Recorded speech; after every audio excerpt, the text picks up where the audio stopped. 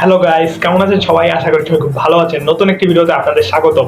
আজকে কথা বলবো হ্যাপি রাজ নামের একটি মুভি দেখেছি, সেই মুভিটা নিয়ে।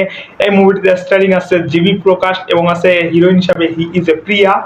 এই দুইজনের ক্যারেক্টারটা এইটা জায়গায় মোটামুটি মানিয়েছে ভাই, এবং মুভিটা দেখার সময় আমার মোটামুটি ভালোই লেগেছে আর কি।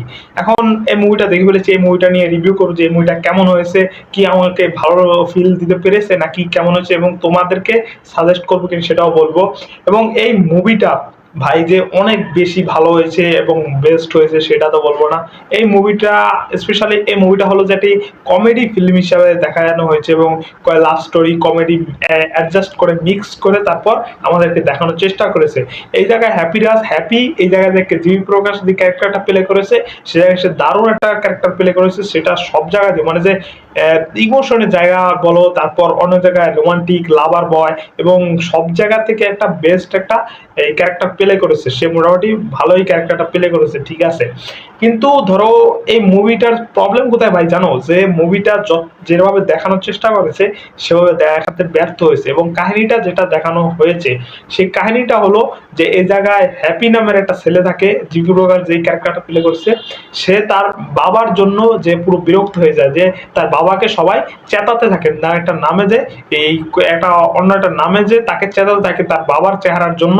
বিভিন্ন যে তাকে এলাকার মানুষ তাদের যে গ্রামে আছে সবাই তাকে চেতা থাকে, এবং হ্যাপিকেও দেখতে পারে না ওই জন্য।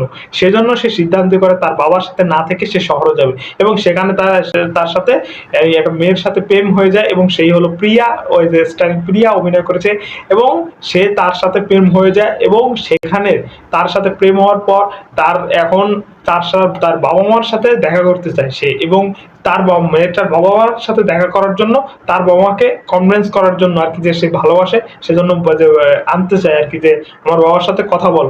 সেটাই এই মুভিতে দেখানো হয়েছে, যে লাভ স্টোরির অ্যাঙ্গেলটা এবং যে তার বাবার অ্যাঙ্গেলটা, ফ্যামিলি ব্যাকগ্রাউন্ড অ্যাঙ্গেলটা সব কিছু এই জায়গায় দেখানোর চেষ্টা করেছে।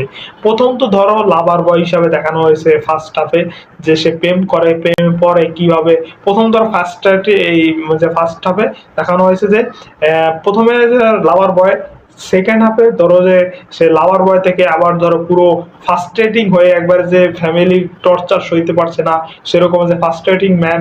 তারপর যে শেষে আবার জামাই হিসাবে একটা রোল প্লে করেছে, কমেডিয়ান হিসাবে প্লে করেছে।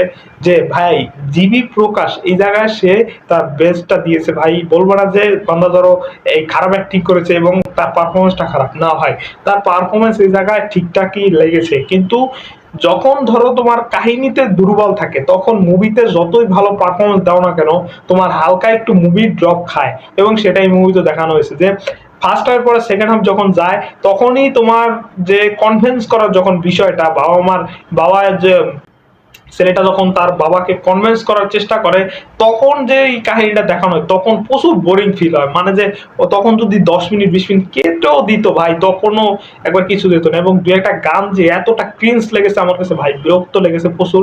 গানটাও কেটে দেওয়ার কোনো সমস্যা হতো না ভাই। এবং মুভিতে এইসব বিষয় ধরো অনেকটি ধরো এবারে বিরক্তকর একটা বিষয় প্রকাশ পেয়েছে, এবং অনেক বিজিএম ধরো নর্মাল লেগেছে আমার কাছে, অনেক হাইলি ভাবে ওরকম দেখানো হয়নি। এবং মিউজিক ভাই অতটাও ভালো লাগেনি আমার কাছে।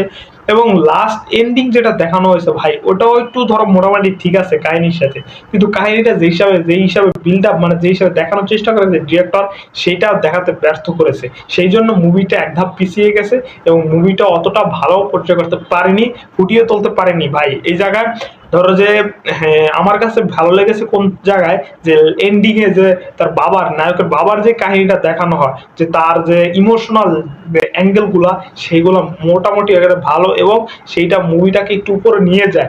কিন্তু তখনই আবার লাভ স্টোরিতে ঢুকিয়ে ড্রামা চলতে থাকে, বিভিন্ন কাহিনী। কিন্তু কমেডিও মোটামুটি ঠিক আছে, কিন্তু ড্রামা গুলো অনেকটি বিরক্তকর লাগে। হ্যাঁ ভাই এটা ফ্যামিলির সাথে দেখতে পারো, বা তোমার ইচ্ছা নাও দেখতে পারো, কিন্তু ফ্যামিলির সাথে দেখা আমার মতে যে ওরকম মুভি না। এটা ভাই সিঙ্গেল ছেলেদেরকে আর কি যে প্রেফার করবে এটা মুভিটা তোমাদের জন্য, অবশ্যই তোমরাই দেখো। এবং ভাই যদি তোমাদের ভালো লাগে তো অবশ্যই দেখো, এটা ওয়ান টাইম ওয়াচ একটি মুভি বলা যায়, কারণ মুভিটাতে ওরকম ভাবে ভালো একবারে যে বলবো না প্রেমালুর মতো একবারে বেস্ট একটা মুভি ভাই, যে লাভার বয় হিসাবে বেস্ট পারফরমেন্স দিয়েছে সে, বেস্ট কাহিনী বলেছে। যে এই জায়গায় লাভার বয় হিসেবে মোটামুটি কি প্লে করেছে কিন্তু অতটাও ভালো না, কিন্তু কাহিনী হিসাবে একটু নিচু মাত্রে মানে যে নিম্নমান হয়ে যায় কিছু জায়গায়, সেজন্যই ব্যর্থ হয়ে যায়। তো চাইলে দেখতে পারো ওয়ান টাইম ওয়াচ মুভি। তো আজকে এই পর্যন্তই, সবাই ভালো থাকবে। Open your mouth.